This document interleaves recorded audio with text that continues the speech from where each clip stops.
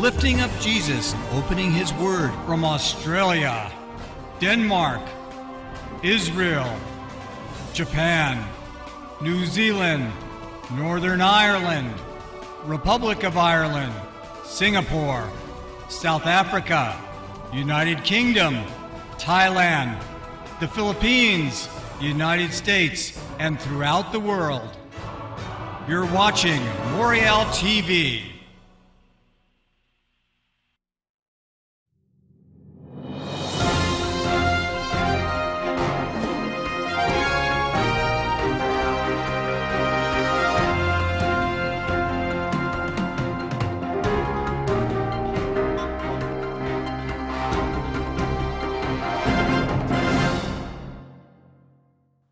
We've explained this a number of times. The Babylon motif goes back to the days of Semiramis and Nimrod with the Tower of Babel. Man trying to reach God through religious means, deifying himself, combined with his technology and politics. Goes back to Nimrod and Semiramis. That is the Babylonian or the Babylon motif. It has an anticlimax in the Old Testament with the Babylonian Empire that Jeremiah and Joel and Isaiah railed against, with such prophecies that are reiterated in the New Testament in the book of Revelation. Fallen, fallen is Babylon. That is the Old Testament anticlimax. But in the New Testament, Peter writes, writing from almost certainly Rome, "She who is in Babylon greets you," associating Rome with Babylon, and the early believers would have understood the woman on 7 hills, Babylon the Great, as being pagan Rome. But let's look ahead. What is the mystery? A mystery is something that is going to be revealed. A mystery is something that God will reveal at the appropriate time in the appropriate way to his people. It is already, however, largely revealed in Scripture. The first thing we have to understand about Babylon is the following. I put it this way. I'm speaking to you from near London, England.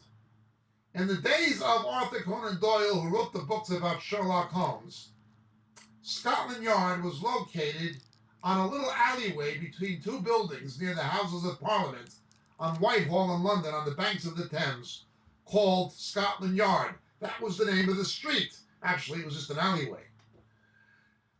However, about a half-mile away on Victoria Street is a large building next to the Home Office. That is called Scotland Yard. Same institution, but it's no longer located on Scotland Yard. The name of the original location becomes the name of the institution, the headquarters of the Metropolitan Police in Britain. Or another way to look at it, in New York City, the original New York Stock Exchange was on Wall Street. Today, the entrance to the New York Stock Exchange is on Broad Street. Although one side of the building is on Wall Street, the entrance and the address is actually on Broad Street, yet we refer to it as Wall Street, even though it's not on Wall Street. The original theaters in New York City were located all on Broadway. Today, only 2 or 3 are on Broadway. Most of them are on the side streets between Broadway and 8th Avenue in Manhattan.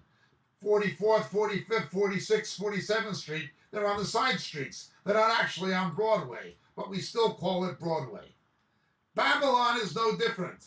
The original location, which was the Tower of Babel and the Babylonian Empire after that, becomes a byword or a metaphor or a general term for the whole institution, of Babylon. Now, Babylon can be etymologically argued having the root confusion.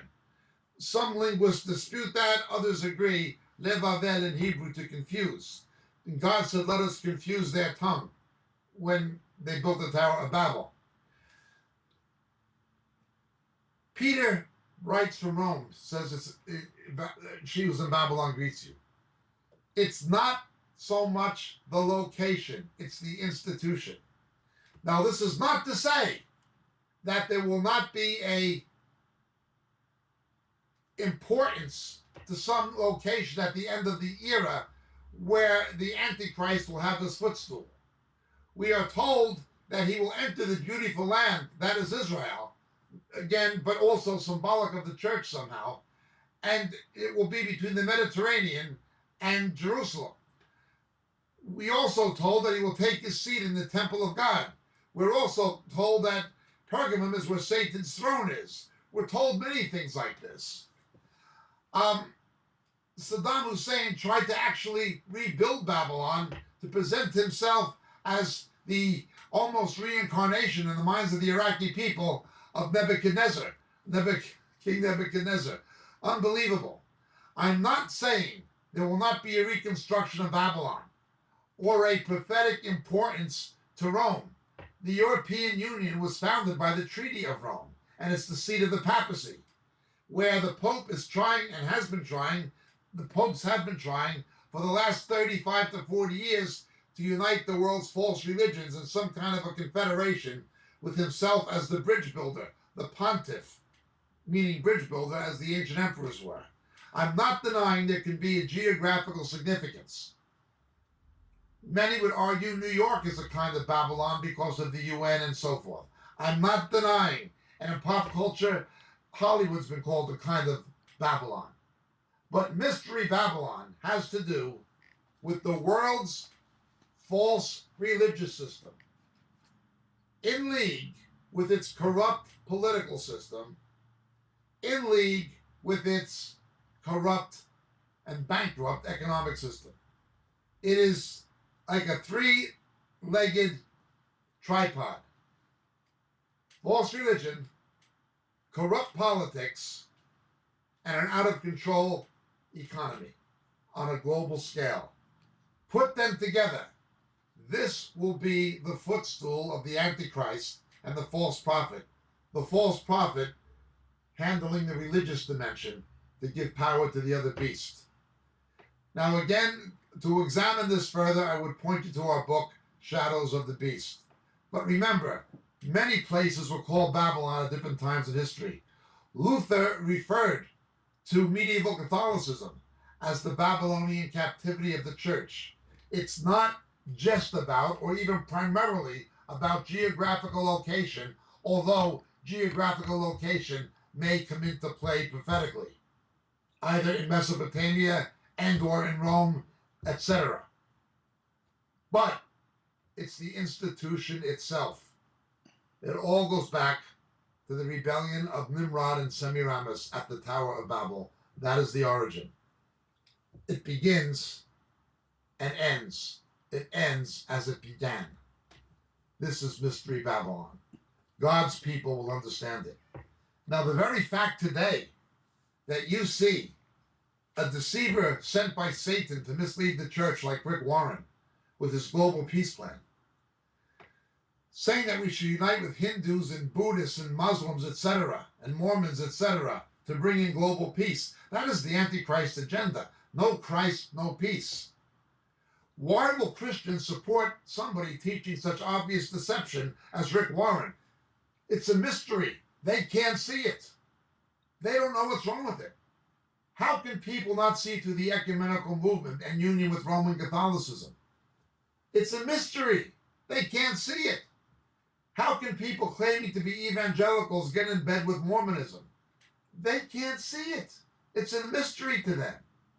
How can people claiming to be evangelical Christians or saved Christians politically support pro-abortion and pro-same-sex marriage political candidates?